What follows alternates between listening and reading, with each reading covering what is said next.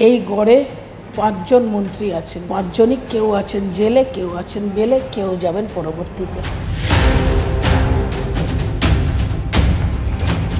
কে এত বড় সম্রাট, তাকে ভয় পেতে হবে আমাকে? ওনার যদি মনে হয় আরেকটু দেখবেন, আমিও দেখিয়ে দেবো। খেলা হবে বলছে।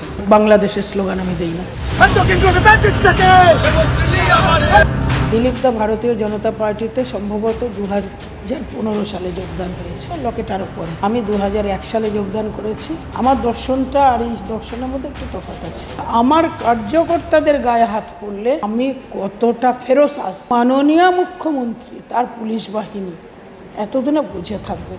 মমতা বন্দ্যোপাধ্যায়দের গড় বলা হয় দক্ষিণ কলকাতাকে। সেখানে এসেছেন দেবশ্রী চৌধুরী। আমার সঙ্গে রয়েছেন তিনি বিজেপি প্রার্থী দক্ষিণ কলকাতা লোকসভা আসনে। দিদি, আপনার মনে হয় যে দক্ষিণ কলকাতা মমতা বন্দ্যোপাধ্যায়ের গড় আপনি ভাঙতে পারবেন? কঠিন নয় লড়াইটা? যদি একটা অসততার গড় হয়, দুর্নীতির গড় হয়, মিথ্যাচারের গড় হয়, পরিবারতন্ত্রের গড় হয়, তাহলে আমার ভয় কিসের? আমরা তো সবাই মিলে এই গড়গুলো ভাঙার জন্যে বহু বছর ধরে সংকল্প নিয়েছি। হঠাৎ করে রায়গঞ্জ থেকে আপনাকে দক্ষিণ কলকাতায় ফেলে দেওয়া খানিকটা কি কঠিন? আরও লড়াইটাকে কঠিন করে দেওয়ার একটা দলে কি আপনি খানিকটা ব্রাত্য হলেন? এটা কি আপনার মনে হয় ব্রাত্য বলে করা হয়, না যার উপরে দল সবচেয়ে বেশি ভরসা করে তাকে করা হয়? দেবশ্রী চৌধুরী, যিনি রায়গঞ্জে বিগত 5 বছর ধরে কাজ করেছেন, মানুষের সঙ্গে জনসংযোগ রয়েছে, আপনার চেনা ময়দান, চেনা মাঠ, সেখানে তো জেতার সম্ভাবনা আরও বেশি থাকতো দিদি। দক্ষিণ কলকাতাতে এত জেতার সম্ভাবনা থাকবে না বলে অনেকেই বলছেন।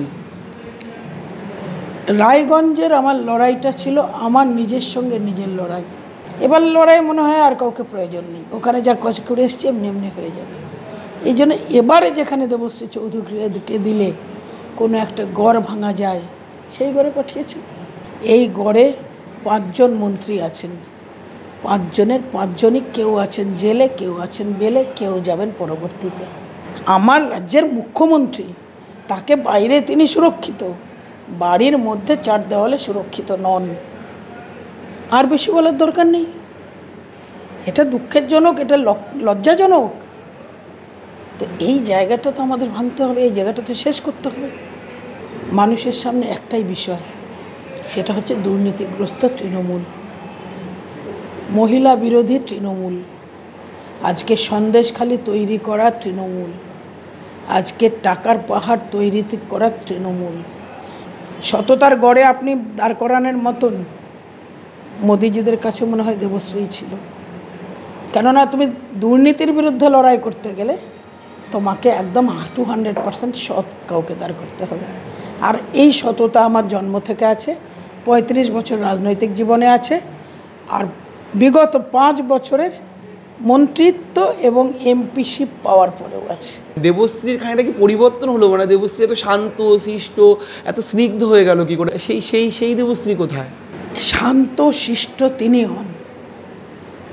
সমুদ্রের যত বেশি গভীরতা হবে তত সে শান্ত হবে। সমুদ্রে যা কিছু গর্জন কিনারায়, যেখানে জলের গভীরতা নেই। আর হিন্দিতে একটা কাহাবত আছে, जो कुत्ता काटते हैं वो भुगता नहीं, जो भुगता है वो कभी करते नहीं। একদম পতাকা খুলে নেওয়ার একটা অশান্তি হলো খুব সম্প্রতি আমরা দেখলাম, পুলিশ আপনাদেরকে আটক করলো, তাই নিয়ে আপনি প্রচণ্ড বিক্ষোভ করলেন, সেখানে কি আপনি প্রতিবাদ জানালেন দলীয় কর্মীদের হয়ে, সেটাই স্বাভাবিক। কি বলবেন, এরকম প্রচারে বাধা কি আরও বাধার সম্মুখীন বারবার হচ্ছেন? দেখুন, আমার রায়গঞ্জে পঞ্চায়েত নির্বাচনের সময় আমি বুঝিয়ে দিয়েছিলাম আমার কর্মীদের গায়ে হাত পড়লে আমি কী করতে পারি। আমার উপরে, আমার পরিবারের উপরে বহু বছর বামফ্রন্টের বিভিন্ন রকম অত্যাচার ছিল, সারা জীবন ধরে আমরা অত্যাচার সহ্য করেছি। আমি এগুলো সহ্য করে নিই, আমার ব্যক্তিগত। কিন্তু আমার কার্যকর্তাদের গায়ে হাত পড়লে আমি কতটা ফেরোসাস, আশা করি পশ্চিমবাংলার মানুষ এবং মাননীয় মুখ্যমন্ত্রী তার পুলিশ বাহিনী এতদিনে বুঝে থাকবেন। সেটা ডেমো আমি পঞ্চায়েত নির্বাচনে দিয়ে দিয়েছি। আর গত 3 দিন আগে আমাদের কার্যকর্তা এই জেলার সভাপতিকে বিনা কারণে অ্যারেস্টের প্রতিবাদে আমি সেটা দেখিয়ে দিয়েছি। আর আগামীতে যদিও ওনার আরও বেশি দেখার শখ থাকে, তাহলে উনি করে দেখান, আমি ওনার শখ পূরণ করে দেবো, এটুকু বলতে পারি। চ্যালেঞ্জ করছেন, হ্যাঁ খোলা চ্যালেঞ্জ। হ্যাঁ, খোলা চ্যালেঞ্জ। ওনার যদি মনে হয় আরেকটু দেখবেন, আরেকটু আমার ফর্মা দেখবেন, করুন, আমিও দেখিয়ে দেবো। ভয় পাচ্ছেন না রাজ্যের কাকে? কে আছে এই পৃথিবীতে ভয় দেখাবে? কে ডিক্টেটর এত বড়?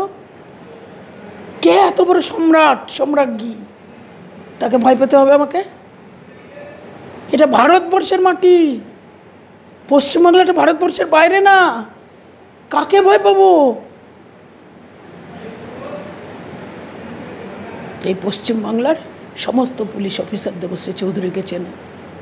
না আমি অন্যায়ের সাথে দেই, না আমি অন্যায়কে সাথে নিয়ে চলি, না ব্যক্তিগত জীবনে কোনো অন্যায় করি, না আমার জীবনের কোথাও এক ফোঁটা কালো দাগ আছে।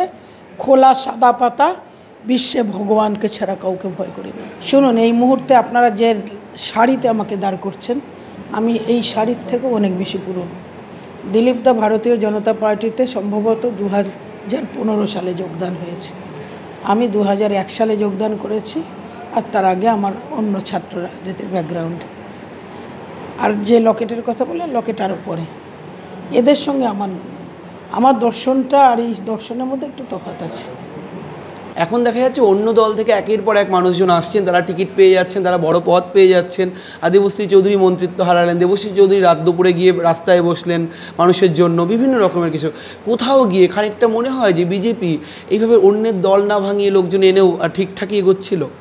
আমি জানি যে আমার থেকে অনেক বেশি দলকে বোঝেন, দলের উন্নতির সম্পর্কে ভাবেন, এবং দল সম্পর্কে তারা অনেক বেশি জ্ঞানী।